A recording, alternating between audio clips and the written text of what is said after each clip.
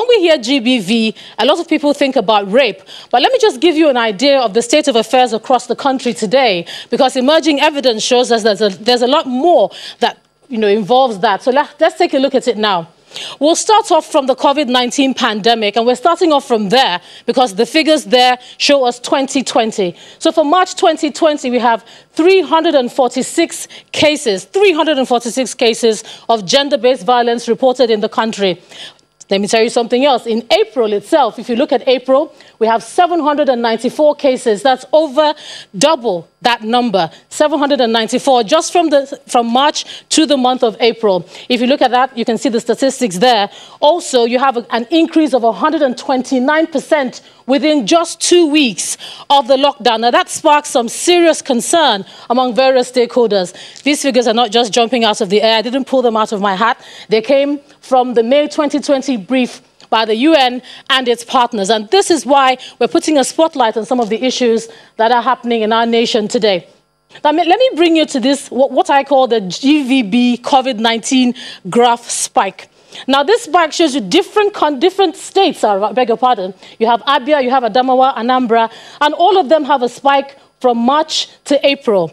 But what's of interest is Lagos. The figure from Lagos, you see there, in March you had about 40 cases, reported cases, that is, of GBV, and right up to 180 or over 180 in April. So from 40 to 180, this is the spike that has caused a lot of attention in the Southwest, not just Lagos, but the rest of the Southwest as well. And the rest of the country isn't left out. Now, just to understand something about GBV, when I was doing this, a lot of people said, well, it just involves rape. Rape isn't just, and it doesn't only involve rape. There are different genres of gender-based violence. For instance, let's take a look at the demographics, first of all. So you have women aged between 15 to 49 years of age, 15 being a teenager to 49 years of age. 31% of such people, that's 31 there, you see it, have experienced some form of gender-based violence or the other. 9% have experienced gender-based violence as well. And then you have 6%, this is what is particularly of interest, experiencing physical violence while pregnant. If you're a woman out there, you've been pregnant before, and your husband's taking good care of you, or you're a single mom taking good care of yourself, imagine what it is to be physically and mentally harmed or bruised while you're being pregnant. These are just some of the issues that we're looking at tonight. And we move on to spousal violence. Particularly, we're looking at that because there's a spike in domestic violence cases. If you look at the statistics coming in from the police, and we'll be looking at those tonight, you see a big spike there.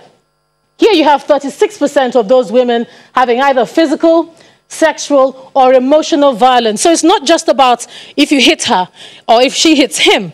It's also about what you say to each other. And you find that the COVID-19 lockdown, not just that lockdown, but when everybody was in that tight and enclosed space, there was a lot more of that going on. We dug out those statistics for us to find that at least 36% there, you find it there. And then 29% of married women actually sustained injuries as a result of being in that close and physical space. Now, these are not just numbers. They're actually human beings. Let's take a look at what it looks like and where this is actually happening.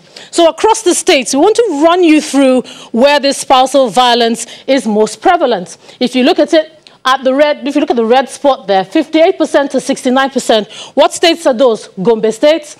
You also have Ebonyi states and Kogi State. Something is going on in the marriages there, or in the unions or the civil unions or partnerships that we have there. Something's happening there where you have up to 69% of couples either engaging in some sort of fisticuff or some sort of, or shall we say, talking to each other in the wrong way. And then something's interesting here about Jigawa State. It's the lowest. You have just 10% there. So something is going right in Jigawa State.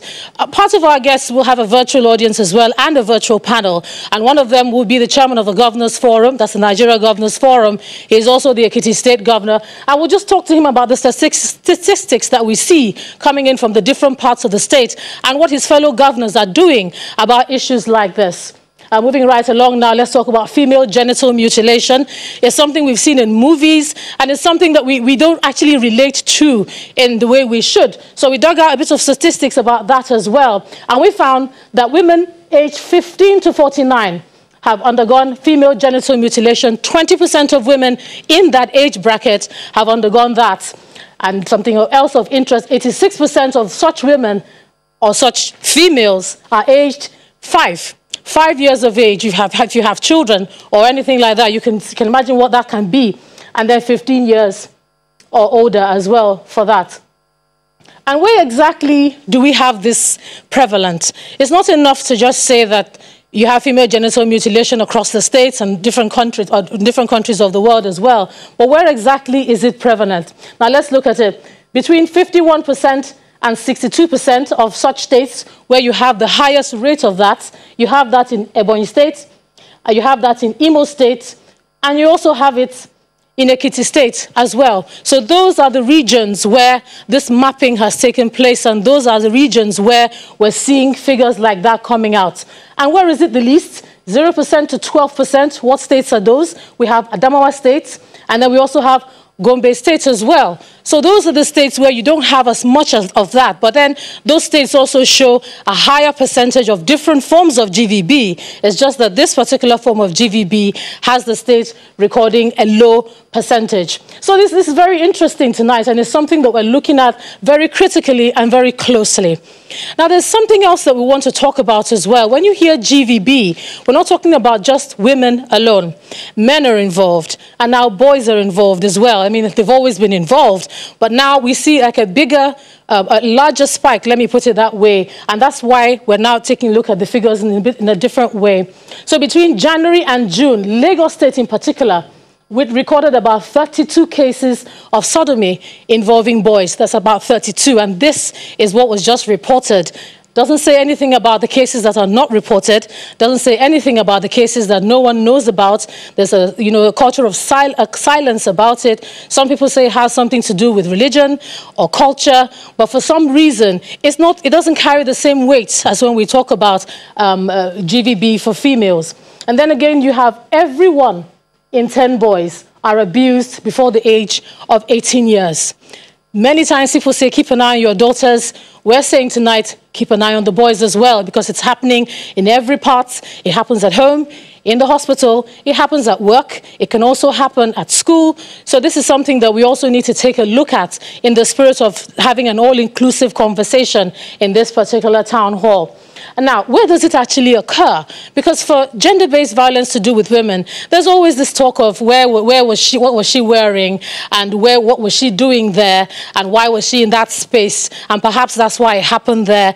And then there's a lot of talk about gender-based violence in the workplace, inappropriate touching and all that. But you have for boys, in conflict situations like in the IDP camps, and where you have the security situation going on in the country, you have a lot of boys who've lost their moms, lost their dads, and that they find themselves in that position as well. So this is just an idea of where we are.